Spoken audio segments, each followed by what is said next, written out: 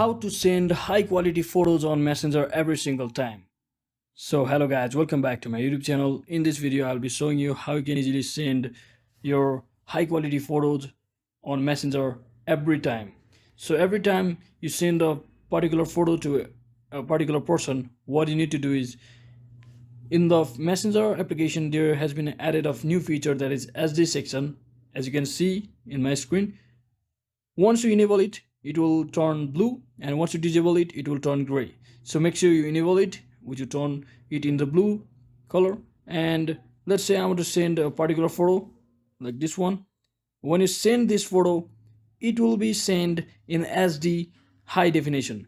That means it will always be in definition, high definition quality, high quality. So once you enable it, you don't have to enable it one every single time. So again, once I come back and I simply select my gallery, as you can see it's already enabled, so I can simply select any photos and it will be in sent in high definition quality. So hope this video was helpful guys. Don't forget to like and subscribe to the channel. See you on the next one.